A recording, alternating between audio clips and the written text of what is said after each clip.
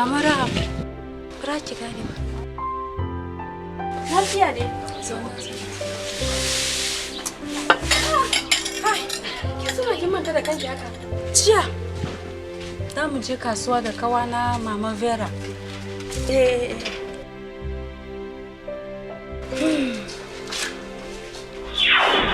I thank God. I thank God, gaskiya. For what? My first daughter, Vera. What happened to Vera? Vera will be getting married.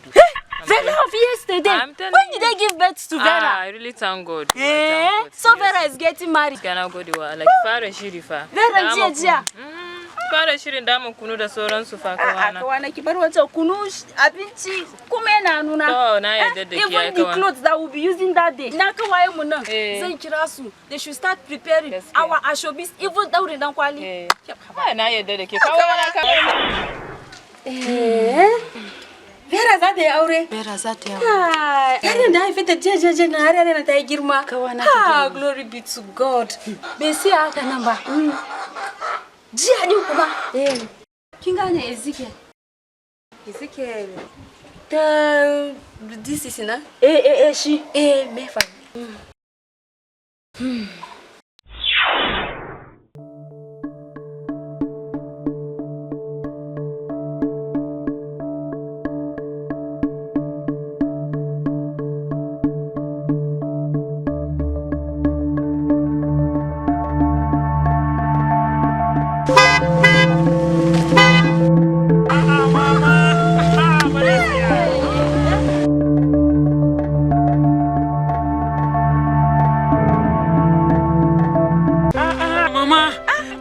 Lafiya kallo.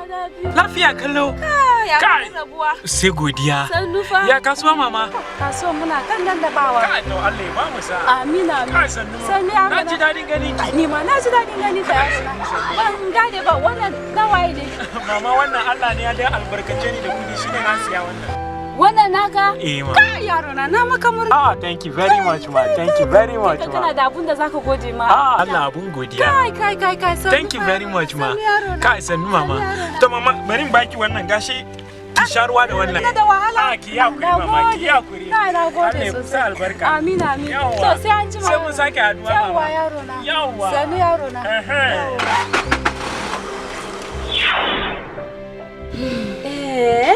Ezekiel ya siya mota? Yaron jiya. Kai Allah bungo.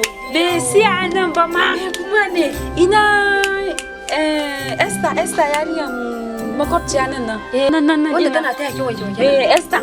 Wanda na gan tana so ta taya ki wanke. Ita.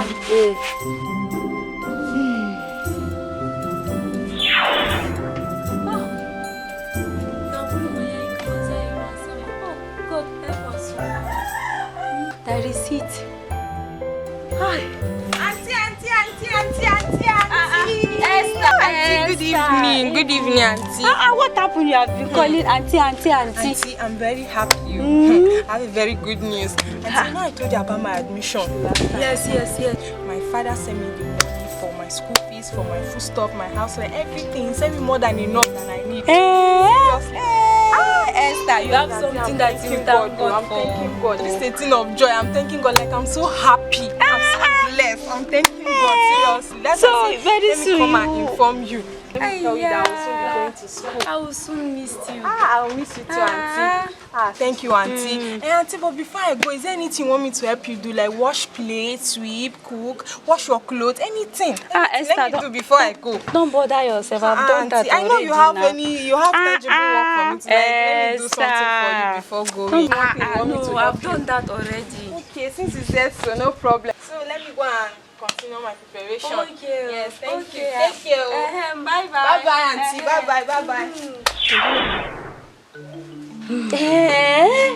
Yana ta samu admission? Amana. Kar baban da ya biya mata ya. Kai. Allah bun godiya fa. Bai siya min ba ma. Ina Samsung da yana fitowa ta can kasan gidan maman Winnet na. Ni Balana, yayan Balana. Shi. Samson. My son. Yes, ma'am. Good morning, mommy. Good morning, how are you? How today, ma? We thank God, my son. Thank you, ma. I don't understand this one that you are trying to lock the Are you the new security here? No, I'm not the security now. This is one of my house. They just finished building it. So they hand over the key for me. So I went throughout and see everything is intact. So now remain for me to come and celebrate and open this house as you know. Mommy, you're highly welcome. I invited you. So you invited me? I am inviting you specially. Come, there is everything, food, rice, nyafu, the day for ground. You mean this house is yours?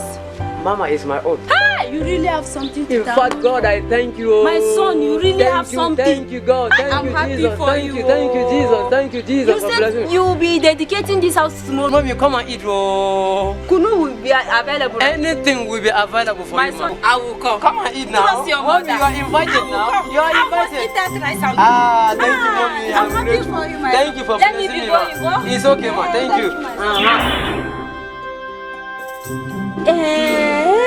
Yaro na yayi gini. Mama na. Kai, gaskiya na mai yaro na murna. Yaro na gaskiya na mishi murna.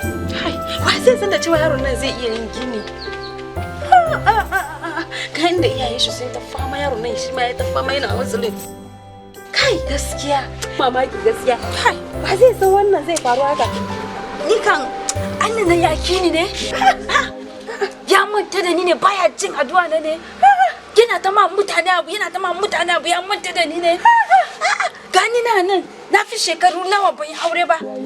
Mama Vera na fa kanwan bayana ne fa. Jesus. Ga Vera za ta aure. Ni bai aure ba. Kiga mu yi wani abu. Esther nan fa yarinyar da ma yaushe ne aka yi cikin ta ido mu haife ta. Esther ma za ta tafi makaranta.